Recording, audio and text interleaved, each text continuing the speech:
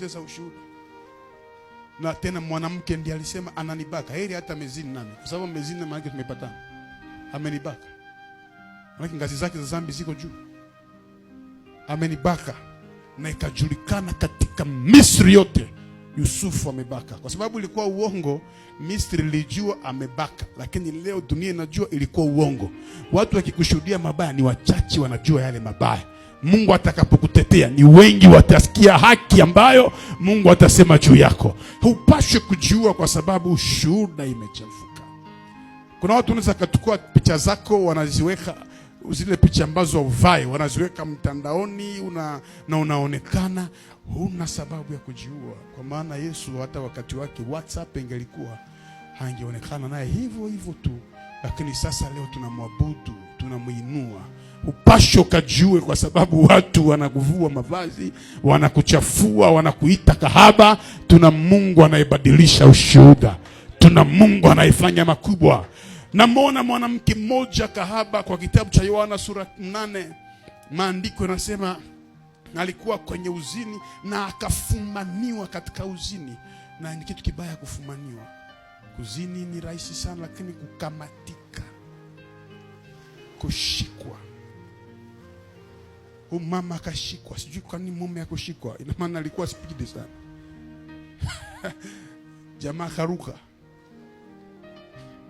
Wakamshika mama, na mtu anayefumaniwa na zini hana mavazi ya kuenea. Ina maana mama huyu alikuwa mtupu tu. Wakamshika wakamwambia, wewe tunazuia kuua watu kama wewe. Sasa ndio tutakuua, lakini hatutakuua kabla tujaenda kwa ule muyuwai anayewatetea wajinga kama ninyi. Kwa hiyo mama anafikiria kuruhusiwa kuvaa, na kama kulikuwa chupi walikuwa wanaichukua kwa mkono kuonesha ushuhuda.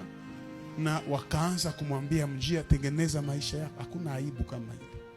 Watu wote wakamwangalia. Sasa walipofika fasi Yesu yupo, wakamwambia, mwalimu mwema, Rabi, unayefundisha haki ya Mungu, kuna mtu tumeleta hapa. Musa alituambia katika sheria wanawake kama hawa tuwagonge mawe. Wewe unasema nini?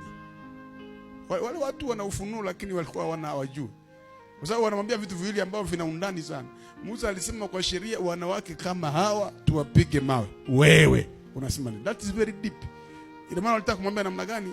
Tunakubali Musa ndio nabii wetu mkubwa, lakini hana neno la mwisho. Mwenye kuna neno la mwisho ni wewe. Acha niambie mtu mmoja kwamba hata wanadamu wa jamaa yako hawana usemi wa mwisho. Hata mlozi wa jamaa yako hana kauli ya mwisho. Kama wao walisema hivi, Yesu naye anasema nini? Magonjwa hii haitapona, ni mtu anasema. Huyu binti kwa dhambi zake hataolewa, ni mtu anasema. Huyu hatajenga, ni mtu anasema. Baada yao kusema, uambie Yesu na wewe unasema nini? Walitaka kumwambia Yesu kwamba kama sheria ilisema haina kinywa yenyewe, lazima neema nayo iseme. Musa alituambia ndani ya sheria wanawake kama hawa. Na wewe unasema nini? Jambo la pili ni hii. Musa hakutuambia tuwapige wanawake wote mawe, lakini wanawake kama hawa. Maana mkiswali ya Goma, wanawake wa hivi tuwapige mawe. Unajua, mbia mwenzako shiba hivi ni neema tu. Unajua kuko wenzetu wenye mtoto alianza soma, anatoka mjamaa ya kitajiri, wanamkazia masomo, magari, anaenda soma, anakula makuta ya masomo, anasoma, hakilia mnyumba wanampatia $100, iko nafanya feri ya kukula hata maini, wanamkaza, wanamshikilia mapua, bakimtulia chai ya maziwa, wanaanza kumwambia dodi, anashita chunya yangu. Lakini mimi na wewe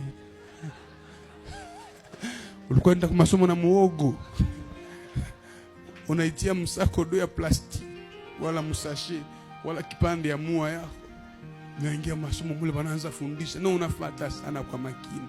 Kila kufukuziwa ilikuwa wewe unarudia kwenda kwa nyumba, hakuna chakula au hakuna chakula. Mkikula butumbutumbu ya ngombe mnevala mikono sama bagi, unaanza ambia mwenzako ona yandu, mkakomale ile maisha ya vile. chai ya maziwa kuikunywa mpaka ugonjwe. Kwa hospitali ndio bakuletea vitalo mpaka mkwe mnoeli. Meangalia afya nye Mungu alishakupatia sasa. Angalia maisha nye uko nayo. Watu wa kama msisi tungelikuwa wapi? Ushakuwa na diploma, ushakuwa na lisansi, ushasafiri mainchi za mbali. Gisi ulifikaka pale haujue. Kuna watu wengine walijaribu zambi mara moja tu akapata ukimwi. Sawa, zile zambi zako zilikuwa unafanya. Kafaza mimi na watu kugonda sana ukasema leo niko nayo. Sidai. Kafaza mimi na mtu mnene ukasema leo niko na diabetes. Mungu akasema pamoja na kuwa wa namna hii neema ya Golgotha iko juu ya maisha yako. Unajua kuna wakati ulijihukumu mwenyewe ukasema watu wa kama sisi hawastahili kuishi. Unajua kuna watu wengine hapa Goma niliwaambia siku moja anaweza kuangalia mkonte kuna $500,000 anashitembelea kina fieri, kuna piga, anafurahi. Lakini kuna mtu mwingine mimi na wewe tukiamka asubuhi mfuko haika kitu. Airtel Money hauna kitu. Fasi ya bunga hakuna kitu. Gisi unakucha, gisi utaingia haujue. Unashtuka na ushakula tu, na ushalala. Na hivyo ujeshimi nuko na nenepa. Tunashusha. Wasa huyu iko na nenepea nini? Kumbe neema ya Golgotha tu ndio iko nasema na ujinenepea yako na ushukuie vile. Mtu mmoja aweke mkono juu asembasashi.